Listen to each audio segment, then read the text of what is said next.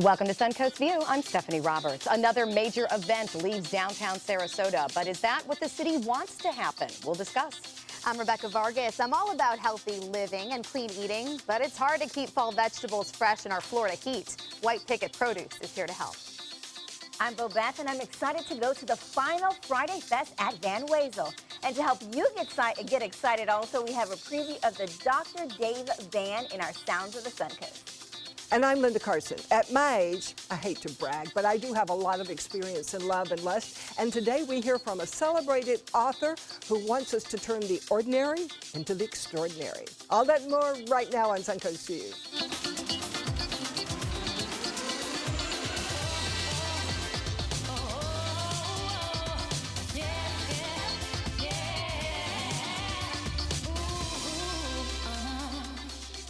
Welcome to the show, and welcome back to Rebecca Vargas. Great to have you with us. It's nice to be with you ladies, always, on a Wednesday. You look so pretty. Thank you. You're the sweetest. Well, we have a fun day on the way for today, and of course it starts with fun in the kitchen. I don't know what I'm going to say about what's coming our way next. Willpower, or maybe we'll just pig out, because there is an amazing spread with Chef Judy once again today. Judy, I can tell what we're featuring. What type are we featuring? It's National Cheese Pizza Celebration. Woo, woo. You know, and then they slip in this National Pepperoni Pizza Day like the day after. So the pounds are going to come on. There's nothing I can say, but we have really searched the Suncoast and we came up with some great finds. And I think any great pizza place, it's based on their cheese pizza. I think you got to start with that, and if their cheese pizza's really good, whether you're like thin crust or thick, then you know that you can go with the next toppings. Okay, so we're going to start with the basics today. That's right. And try the cheese pizza. That looks like a lot of fun, and that is an amazing amount of food. That is a lot of pizza. 3 pizzas I'm each. only going to get 2 slices. 2 slices? I have to try every single one. I'm definitely going to have to work out today. Oh, boy. Oh, wow. Well, Rebecca and I had a fun night last night at K9 Karaoke, helping to raise money for Nate's Honor Animal Rescue. And I think I'm hesitant to do this, but I hear there is video. Let's check it out.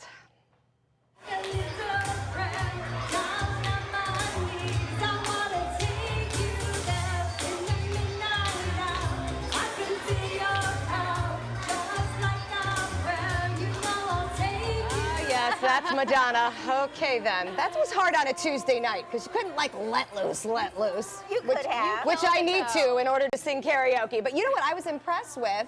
Rebecca sang Taylor Swift, and the amount of really amazing singers that were out there. I mean, there were some seriously great performers. Yeah, there really were. So we only each had to sing once, which was wonderful, because there were other people out there that wanted to do it and were amazing at it. So Stephanie almost took home this puppy. They had a connection. I love those puppies. Nate's Honor Animal Rescue does such an amazing job helping. Look at the puppy. He's like, get me out of here. Yeah, no, just really a neat group, a great event. Congratulations to Jessica Ortiz and the whole group out in Lakewood Ranch for doing a great job raising money. And thanks to everybody that participated as part of the Giving Challenge. Sounds like a great fun time. It is a great fun time. And it's just nice to see so many people on a Tuesday night out coming together and doing good things. That's what I love about our area, is that there's so many people willing to do that. You can sing really good. Well, thank you. I know. You hold back sometimes. Karaoke has never been my forte. You're not one of us. Rebecca's really good. Yeah, Rebecca's very good. She has to be in a different group. We had a lot of fun, so it was nice to be out and get to see everybody. All right, well, it is time for our first hot topic, and a controversial one is yet another event is leaving downtown Sarasota. The motorcycle festival Thunder by the Bay has been in downtown for the last 18 years, but will now be moving to Lakewood Ranch in January. Event organizers say that last year's event alone drew 90,000 people and had an economic impact of nearly $9 million. So the decision to move was reportedly prompted by the city's position to substantially increase fees and charges. The City Commission has considered limiting lots of future events downtown or simply prohibiting the large ones altogether. This is not the first event to have moved. What do we think about this? I think it's sad because that sort of brings a cutting edge, a wild side to downtown Sarasota, and it's only for one weekend. I know what they're talking about. I've been in church on a Sunday morning when we had to stop the service because it was Thunder on the Bay Sunday. I've also been at the opera when the opera had to pause because you couldn't hear the singers on stage because it was a Sunday and they're right outside. But it's such fun and it takes so little time. And I think this is an example of what we were saying a couple weeks ago, how Sarasota just is not welcoming for things that are exciting and just wants to keep that vibrant feel. Because every time there's an activity here, there's always that group that doesn't want it. They don't want the people. They don't want the excitement. They don't want any of that. But that's what a downtown is for, you know? I understand them having a little bit of a quieter one in Sarasota. We're known for that. But a downtown is for fun and for liveliness. And I don't know. I hope it doesn't set a precedent. I do too. That now, you know, well, fine, we'll just leave, you know? Or that the commission is pushing them out, because honestly, it comes down to the commission and voting for these, you know, certain rules. And I'm hoping it doesn't push out other events that could bring in young people, and not even young people, people that just want to enjoy a good time. And enjoy Sarasota. Even the quiet events have been leaving, though. Chalk Fest is a great example. That is a family event. And that actually, but that's the They problem. had a lot of problems, though. They did. But the thing is, like, every time there's a complaint, you always have to find that balance. And I don't think that's what our commission does very well. There's never a balance between those that are for or against something. It's always one-sided. So, for instance, if a group that is very influential complains about something, everything else changes for everyone else. And I think that is where the problem lies, because you never have that balance between the entire community. And I think in terms of this event, you know, this is a group of people that wants to be together.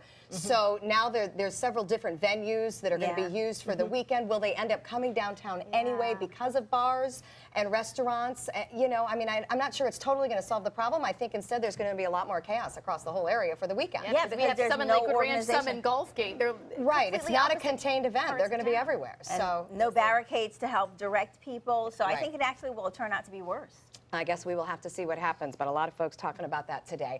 We're also talking about the big celebrity news with Angelina Jolie leaving Brad Pitt. Today we have a much clearer idea of who wants what, and it is not pretty. Jolie is seeking full physical custody of their 6 children, with Pitt being given visitation rights. That's what she wants. Pitt is reportedly furious over this and says he is going to fight tooth and nail for joint custody. The couple is splitting after nearly 11 years together.